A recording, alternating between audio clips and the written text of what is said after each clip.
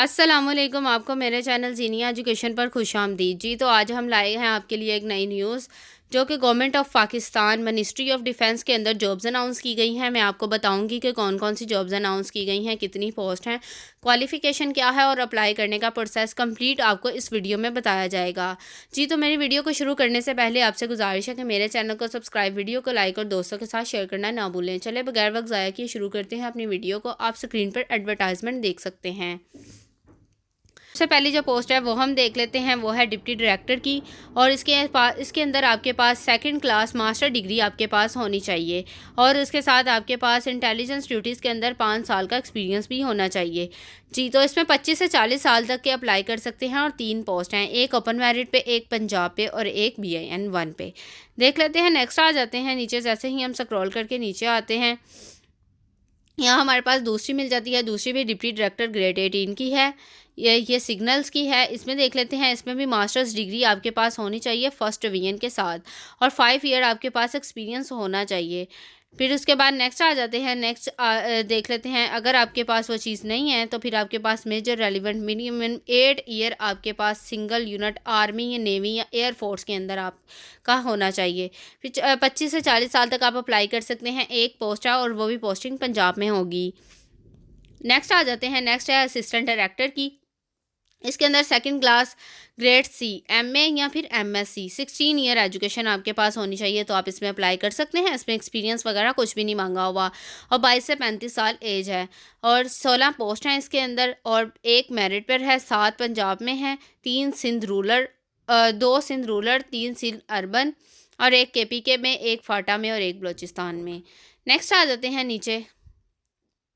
जैसे ही हम स्क्रॉल करके नीचे आते हैं, नीचे असिस्टेंट डायरेक्टर है, इंजीनियर की है, ये ग्रेड 17 की। इसके अंदर आपकी रेलिवेंट क्वालिफिकेशन होनी चाहिए। ठीक हो गया। बैचलर डिग्री मांगी हुई है ग्रेड B के साथ, सेकंड क्लास डिग्री होनी चाहिए आपकी। और उसके अंदर इलेक्ट्रॉनिक्स के अंदर या फिर electrical, telecommunication, satellite communication, किसी के अंदर भी आपकी हो, आप कर सकते हैं। रेलिवेंट होनी चाहिए। नेक्स्ट आ जाते हैं नीचे। जैसे ही हम आते हैं, इसकी देखते हैं। एज लिमिट 22 से 35 साल अप्लाई कर सकते हैं और एक पोस्ट है इसकी। फिर इसके बाद नीचे आएंगे, स्क्रॉल करके असिस्टेंट डायरेक्टर है, कंप्यूटर प्रोग्रामिंग की है ये। इसके अंदर IT या सॉफ्टवेयर इंजीनियरिंग या फिर कंप्यूटर इंजीनियरिंग के अंदर आपकी डिग्री हो तो आप इसमें अप्लाई कर सकते हैं। 3 पोस्ट हैं टोटल, 22 से 35 साल एज लिमिट है और 2 पंजाब में और एक सिंध रूरल में और अर्बन में एक पोस्ट है। नेक्स्ट आ जाते हैं नीचे। असिस्टेंट डायरेक्टर रिसर्च एनालिसिस की है, ग्रेड 17 की है ये भी। और इसके अंदर भी आपकी क्वालिफिकेशन जो होनी चाहिए, मिनिमम 16 ईयर एजुकेशन आपके पास होनी चाहिए। BS या फिर BS के रिलेटेड आपके पास डिग्री हो और ये भी इंजीनियरिंग वगैरह की है तो उसके अंदर आपकी होनी चाहिए। ठीक हो गया। टेली कम्युनिकेशन वगैरह के अंदर आपकी होनी चाहिए। यहाँ लिखे हुए हैं डिसिप्लिन, इन डिसिप्लिन में अगर आपकी आती है तो आप अप्लाई कर सकते हैं। जी उसके साथ हम देख लेते हैं नेक्स्ट। एक ही पोस्ट है ये। फिर उसके बाद आ जाते हैं चार्ज नर्स की है। इसकी देख लेते हैं। ये ग्रेड 16 की है।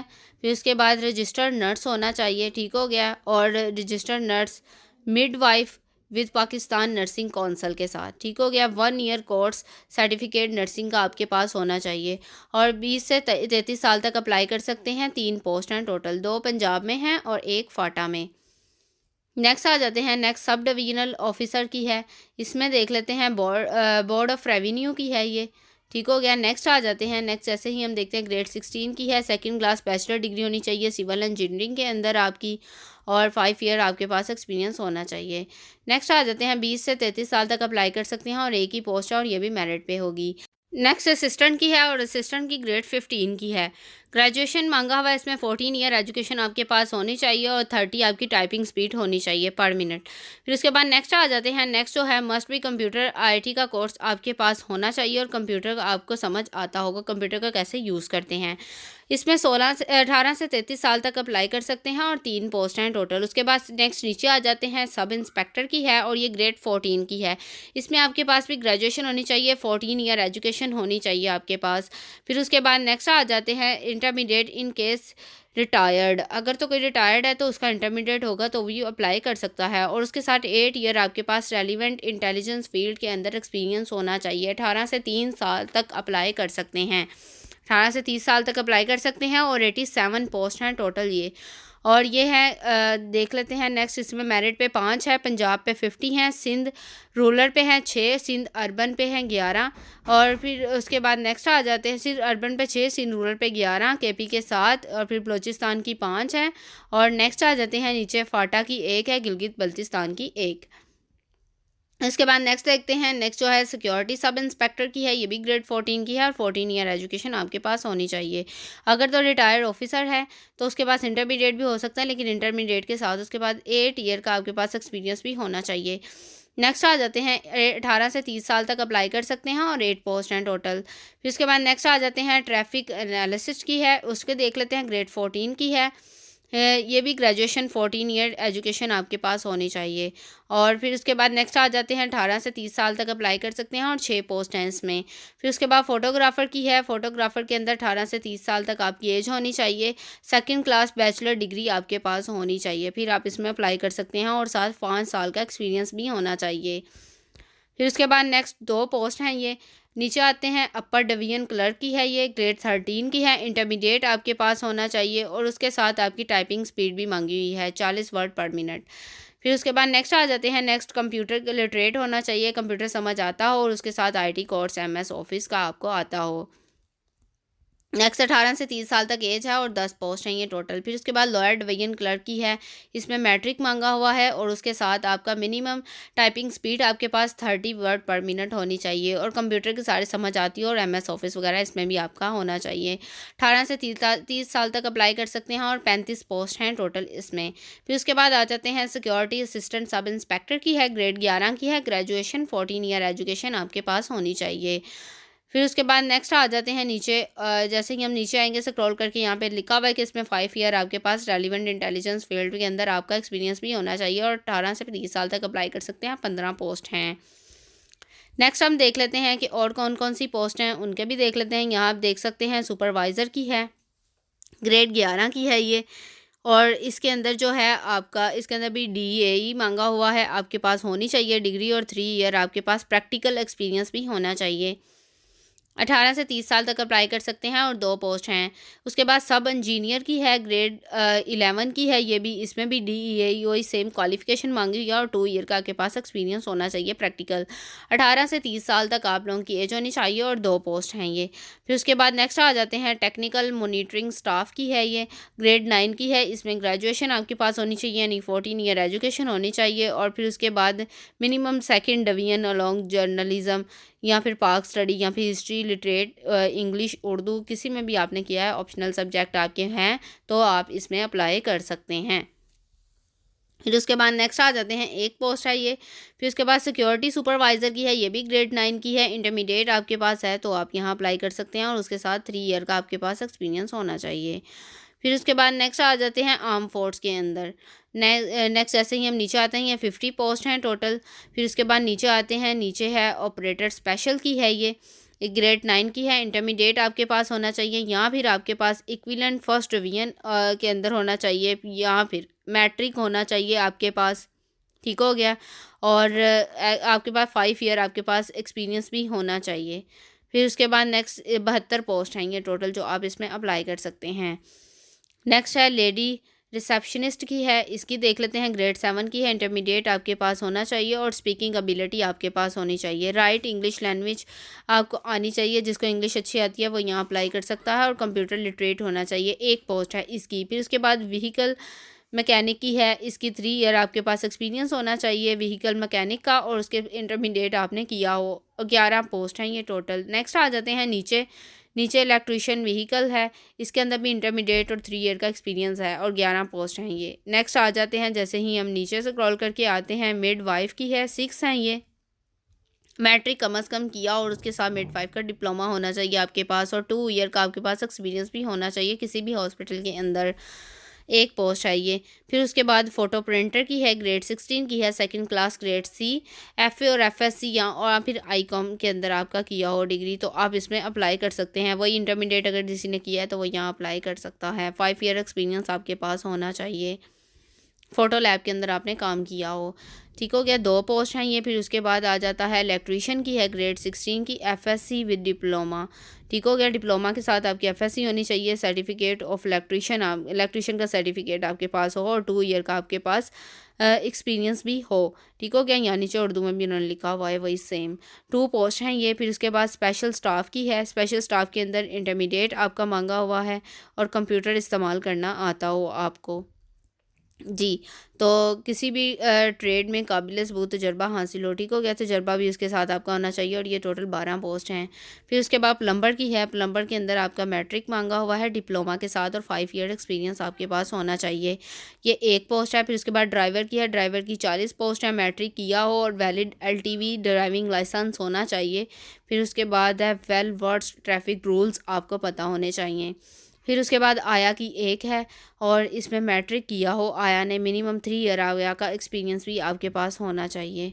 फिर उसके बाद नाइब कासिद की एक है और इसमें भी मैट्रिक मांगा हुआ है। फिर उसके बाद आ जाता है मोटर ड्राइविंग लाइसेंस आपके पास होना चाहिए और 51 पोस्ट आएंगे टोटल। फिर उसके बाद नेक्स्ट देख लेते हैं, नेक्स्ट जो है ये ग्रेड 8 की है, लश्कर की है, ये 7 पोस्ट हैं टोटल, प्राइमरी पास होना चाहिए, वज़न उठाने के लिए अच्छी सेहत होनी चाहिए। ठीक हो गया, ये वो वज़न वगैरह जो उठाते हैं ये उनके लिए हैं।